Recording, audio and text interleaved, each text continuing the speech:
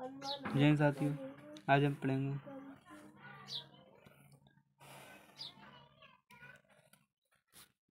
महत्वपूर्ण question competition विभिन्न प्रतियोगिता परीक्षाओं।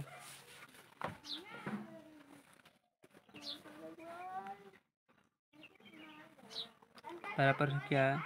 120 ग्राम यूरिया, यूरिया जो खाद होता है वही यूरिया, जिसका मोलर द्रव्यमान कितना है, अणुभार कितना है, 160 होता है। मोलर द्रव्यमान को कितने ग्राम पानी में? 1000 ग्राम, 1000 मतलब 1000 लीटर पानी में घोलने पर प्राप्त विलयन का घनत्व कितना है? 1.15 है तो ग्राम मिली है। तो विलयन की मोलरता कितना होगा? ए क्या है? 1 पॉइंट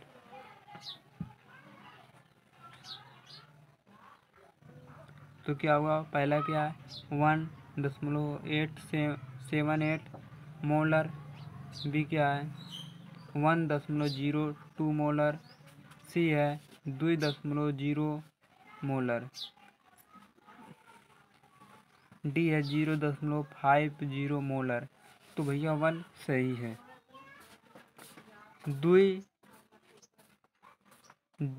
दूसरा प्रश्न क्या है? 2.0 मोलर HCl माने हाइड्रोहाइनाइड HCl माने हाइड्रोक्लोरिक अम्ल, नाइट्रिक अम्ल। ये क्या कहते हैं? NHO3 को क्या कहते हैं? नाइट्रिक अम्ल को 150 ग्राम मिली में मिलाने पर कितना ग्राम संदिग्ध नाइट्रिक अम्ल घोल में लाया की सांद्रता अम्ल में 70% नाइट्रिक अम्ल है। 90% ग्राम सांद्रित नाइट्रिक अम्ल, 70 ग्राम नाइट्रिक अम्ल, 54 ग्राम सांद्रित नाइट्रिक अम्ल या 45 ग्राम सांद्रित नाइट्रिक अम्ल। तो डी ऑप्शन सही है। देखिए नीट में पूछा गया 2013 में।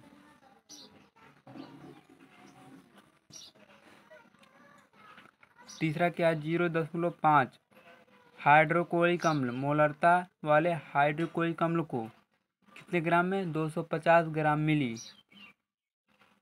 तथा दूसरा क्या है? 2 मोलर हाइड्रोक्लोरिक अम्ल को 2 मोलर का द्रव्यमान वाले अब क्या है 250 ग्राम पानी मिलाने पर प्राप्त विलयन की मोलरता क्या होगा? ए क्या है? 187 मोलर, 1.00 मोलर। सी 1.75 मोलर। D 0.975 molar. तो भैया इस तीसरे का ए सही है, माने 0.875 मोलर द्रव्यमान वाला भार होगा। चौथा क्या है? 2 ग्राम मोलर द्रव्यमान वाले नाइट्रिक अम्ल NHNO3 को नाइट्रिक अम्ल बोलते हैं। कितने ग्राम जल में मिला है? 250 ग्राम में।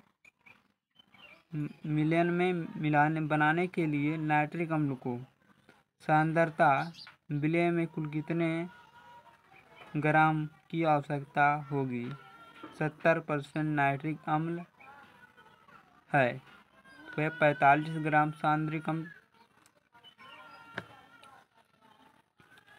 और देखिए 90 ग्राम सांद्रिक अम्ल, 150 ग्राम नाइट्रिक सांद्रिक अम्ल, 54 ग्राम नाइट्रिक अम्ल। डी देखिए यहाँ 4 है। यहाँ पर देखिए 4 है, आप देख रहा हो ऐसे ही लिखा है। आप देखिए दूसरा देखिए वैसे ही बनाया गया है पूरा सेम। इसमें देखिए 45 सही है, इसमें भी 45 ही सही होगा। सेम है ना? चौथे में देखिए 45 सेम। ये भी 2013 में पूछा है। भी 2 क्वेश्चन एक ही सेम तरीके से पूछ लिया है।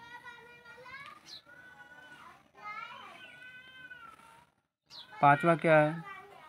0.5900 मोलर वाले HCl अल्कोहल है जली विलयन माने जल में 0.10 मोलर मैग्नीशियम जली बिलियन में 0.25 ब्रोमियम जली बिलियन में 25 डिग्री सेल्सियस पर ध्यान दिए और सभी लवणों को पर वैद्युत अपघटन मानते हुए, क्या मानना, पर वैद्युत प्रबल माने मजबूत, वैद्युत अपघटन बहुत मजबूत प्रबल मानते हुए कथनों में क्या समर्थ देंगे। इनका प्रसरण दाब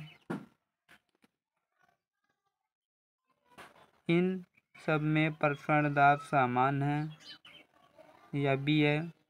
0.100 मोलर मैग्नीशियम ब्रोमाइड का प्रसरण दाब उच्चतम होगा। सी 0.125 मोलर सोडियम पोलाइड ऑक्साइड जली बिलियन प्रसरण दाब उच्चतम होगा। डी क्या दिया, 0.5 मोलर एल्कोहल C2H5 को एल्कोहल बोलते हैं का प्रसरण दाब उच्चतम होगा। तो ये सही ऑप्शन क्या है, इन सभी में प्रसरण दाब क्या समान होगा, सब में क्या होगा सेम रहेगा, किसी में ज़्यादा और किसी में कम नहीं, अगर दो सब में एक समान रहेगा।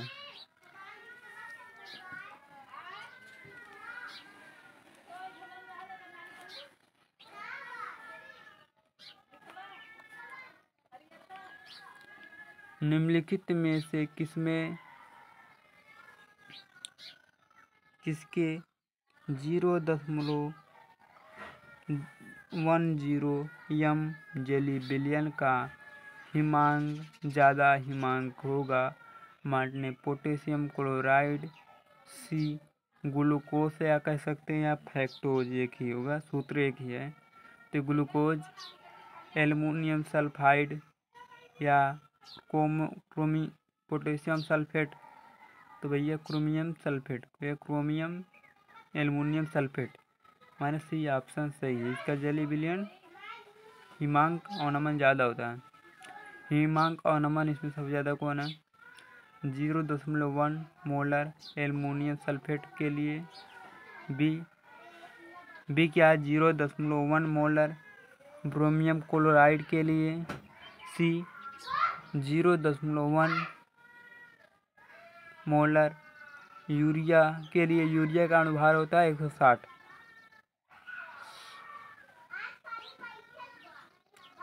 डी क्या 0.1 मोलर सोडियम क्लोराइड। तो मतलब हिमांक और नमन न्यूनतम होता है किन में,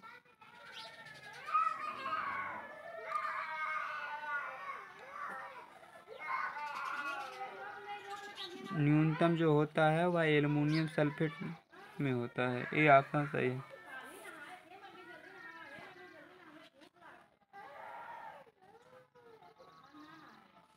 एच जी ओ ब्रैकेट में ON32 के लिए वांट हाफ गुणांक का मान होगा।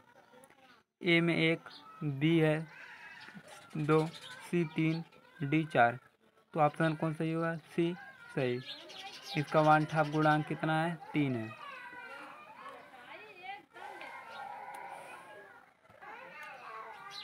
यक्स के 0.2 मोलर प्रतिशत किलोग्राम जली विलयन में क्वथनांक वायु है। यक्स का क्या है, मोलर द्रव्यमान 0.2 है, वे जली विलयन में उसका क्वथनांक क्या वायु है।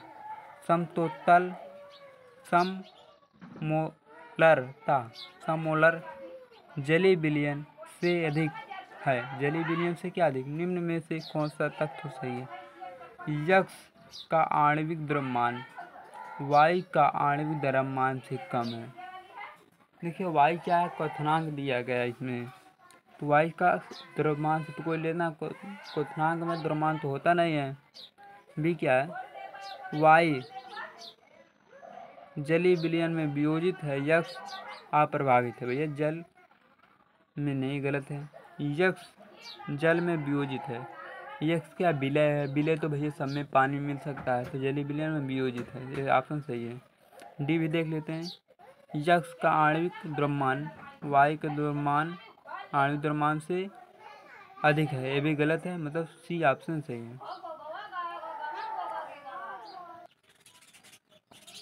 20 डिग्री सेल्सियस पर एसीटोन, एसीटोन एक जानते हैं आपको, वाष्पन दाब 185 टैर है, ठीक है। एसीटोन है 120 डिग्री सेल्सियस पे कितना वाष्पन दाब है, 185 टॉर है।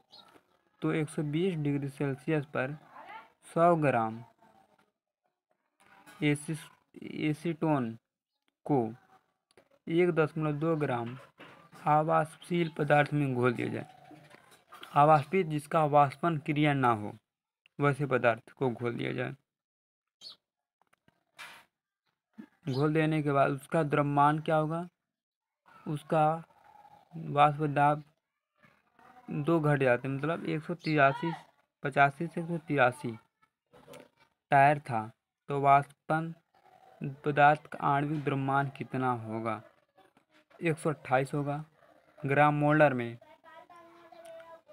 द्रव्यमान किस में निकालना है, ग्राम मोलर इनवर्स में है 128, बी 488, सी 32, डी 64। तो इसका ऑप्शन सी सही 64, डी ऑप्शन सही 64।